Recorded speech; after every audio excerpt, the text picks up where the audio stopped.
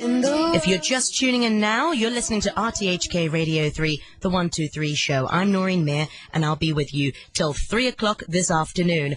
Well, as I mentioned earlier, I will be chatting with Arvin Robles, the president of the American Community Theatre and the director of the musical he's here to talk about You're a Good Man, Charlie Brown. We also have his cast members joining us. We have Jejie Esgeurra and also Fiona Gourlay Grant. Welcome to the program, guys. Thank you for joining me this Monday morning, afternoon. Thank you for having us. Is it Monday or is it Thursday? It is Monday. It is Monday. Thanks for having us, Noreen. Yeah. So I want to ask you, the first question I want to ask you is, how are you feeling having spent your entire weekend directing this musical? I am feeling thrilled. I'm just so excited to finally get this show on stage.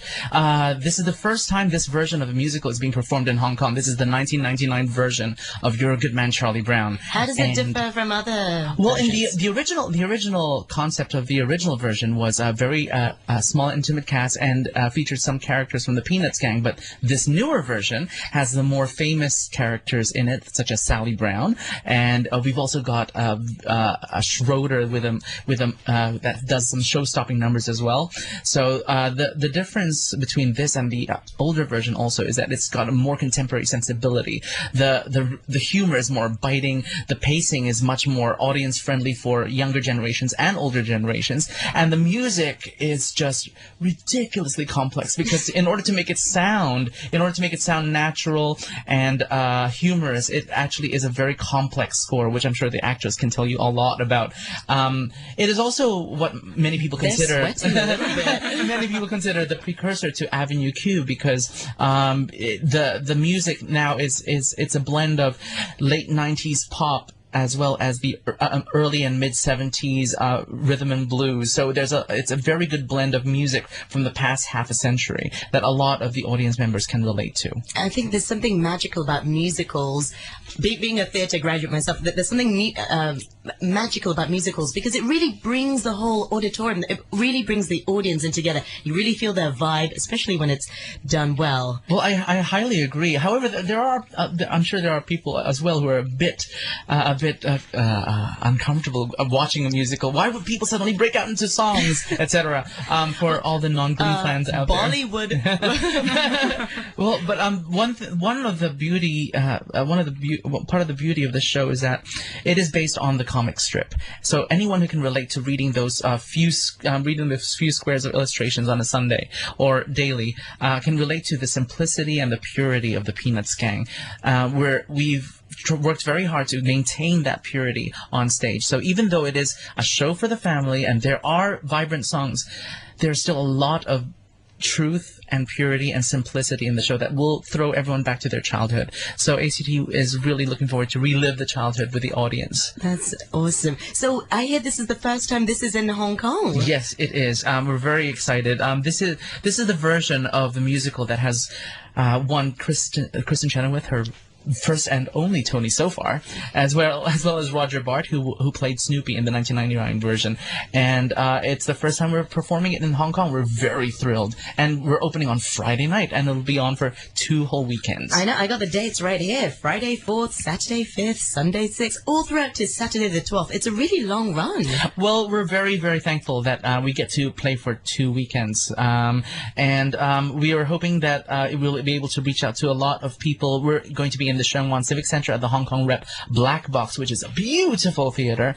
And we're very excited to be working with Jordan Potash, who's a very talented designer who's designed our set as well as upcoming projects later on this year with other groups.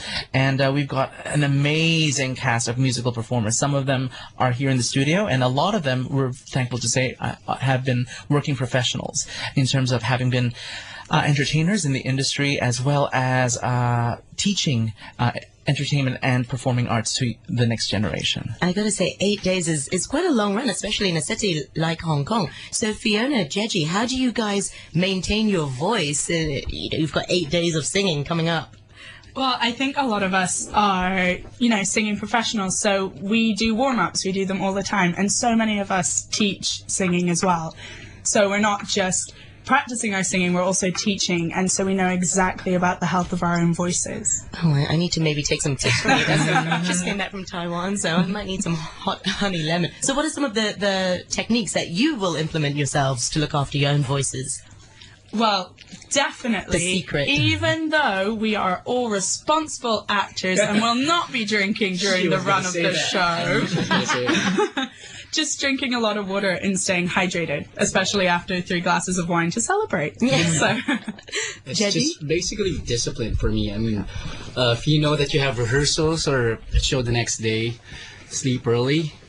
Water therapy helps, and a lot of vitamins, and of course vocalizing every now and then helps. You guys aren't telling me the full truth, you know. I mean, it's more drinking, actually, to get the voice more husky now.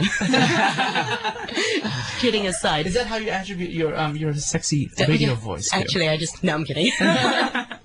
But jokes apart, what kind of techniques do you tell? I mean, they are professionals, but what kind? As a director, you don't want them to sort of injure their voice like the day before. So what kind of things do you tell them? Actually, are you a bossy director? I'd like to think that I'm a very fair director. No, actually, because that was actually my question. I try to make it like the caring director. But are you a bossy, hands-on director? I'd like to think that I'm a very relatable director, because my background is in performance as well. So I've been on in their shoes, and the way that the way I work with them is that I'd like to think that I know what they're going through, and I'm hoping that I'm helping them go along the right path to become better than they used to be. And to go back to your original question, I've got a very, very simple solution for good voice and good stamina for the next day of performance, and that's sleep.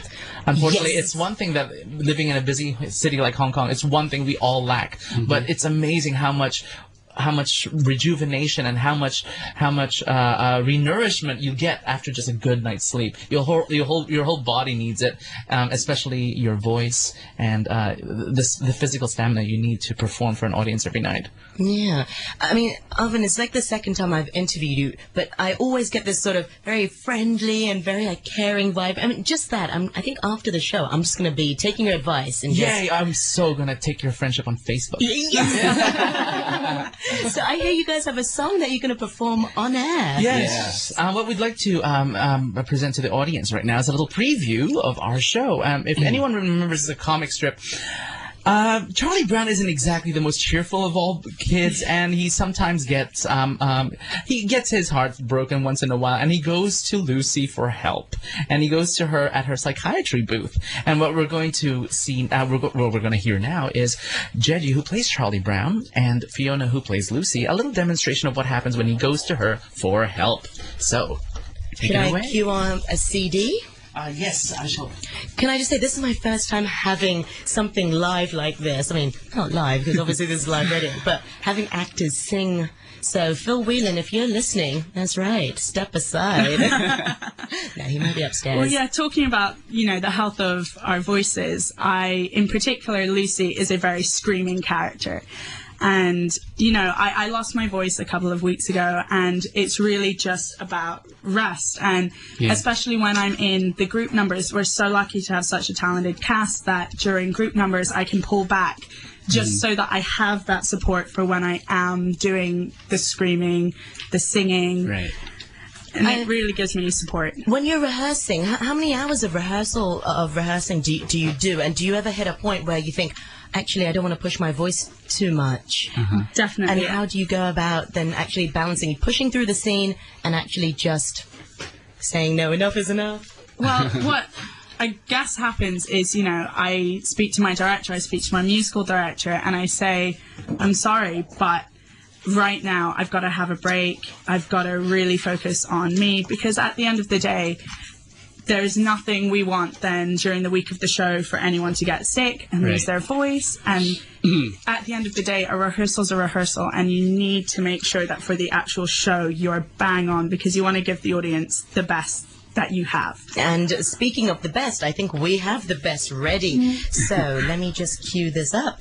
And the stage, let me just close my mic, so... Oh, Lucy, I'm so depressed. Everything is going wrong. I don't know what to do. I'm sorry to hear that, Charlie Brown. Maybe there's something I can do to help. What I think you need most of all is to come right out and admit all the things that are wrong with you. Do you really think that will help, Lucy? Certainly. All right, I'll try. I'm not very handsome or clever or lucid. I've always been stupid at spelling and numbers. I've never been much playing football or baseball or stickball or checkers or marbles or ping pong. I'm usually awful at parties and dances. I stand like a stick, or I cough, or I laugh, or I don't bring a present, or I spill the ice cream, or I get so depressed that I stand and I scream. Oh, how could there possibly be one small person who's thoroughly, totally, utterly blah as me? Well, that's all right for a starter. A starter? Sure. You don't think that mentioning these few superficial failings is gonna help, do you? Why, Charlie Brown, you really have to delve. You're stupid, self-centered, and moody. I'm moody. You're terribly dull to be with. Yes, I am. And nobody likes me, not Frida, or Patty, or Linus, or Schroeder. Or Lucy. Or Lucy. Or Snoopy. Or Snoop. Wait a minute, Snoopy likes me. No, he only pretends to like you because you feed him. That doesn't count. Or Snoopy. Oh, why was I born just to be one small person who's totally, thoroughly, utterly... Wait! You're not very much of a person. That's certain. And yet there is reason for hope. There's hope. For although you are no good at music like Schroeder, or happy like Snoopy, or lovely like me, you have the distinction to be no one else but the singular, remarkable, unique Charlie Brown. I'm me!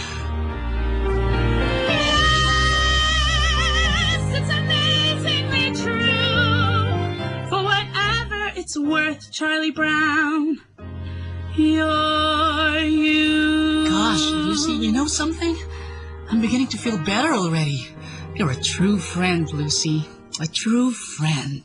That'll be 5 cents, please. Huh? Woo! That was awesome. I was whoa.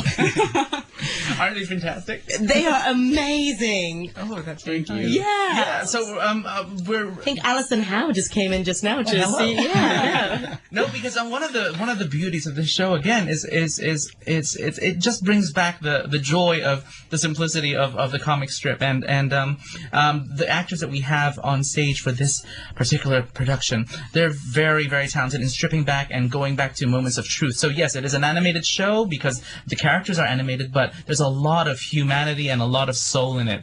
And that was just a little preview of what people can expect from the show. Amazing. I really...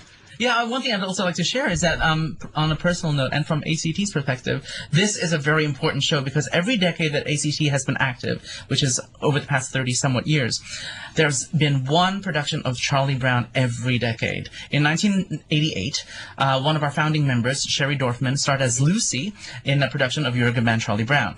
And then 10 years ago, myself, I was choreographer and playing Linus in the second incarnation of You're a Good Man, Charlie Brown. And this time, I'm back as director, and Carly Dorfman, who is the daughter of that founding member, Sherry Dorfman, is co-producing this show. And I went to school with her. Oh, you did? Small world. So we're really bringing it home, and it's really a full circle moment for a lot of us involved. That's why, on a personal note, it's something that we're so excited to share, because there's a lot of heart and love put into this show.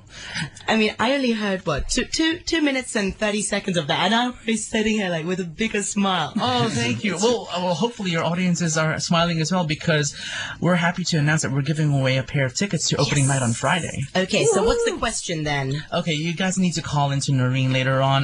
The question is rather hard, so here it goes. You might have to Google or Wikipedia it. Charlie Brown has a very famous beagle. What's his name? Wow, that's really hard. I know. Yeah, can you just cough up? You'll be racking your brains for it, really. Well, they can get in touch with me on the 123 show at rthk.hk, or also find me on Noreen Mayer on RTHK Radio 3. What's the question again, Arvin? What is Charlie Brown's beagle called? Just trying to say out the answer. Thank you so much for your time, Arvin. It's always lovely to have you on. No, it's very kind of you to have us back. Thank you so much. And for those of you who can't get tickets for Friday through this question, don't worry.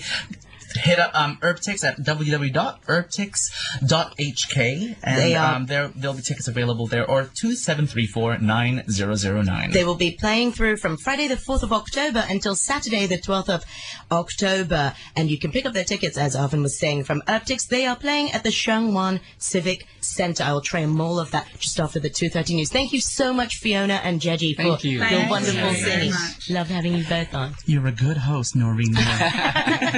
Well, not good enough. I got to hand over to the newsroom, which I'm about a minute late. A quick look at the weather before that. Never mind. Cloudy with a few rain patches. Fresh easterly winds.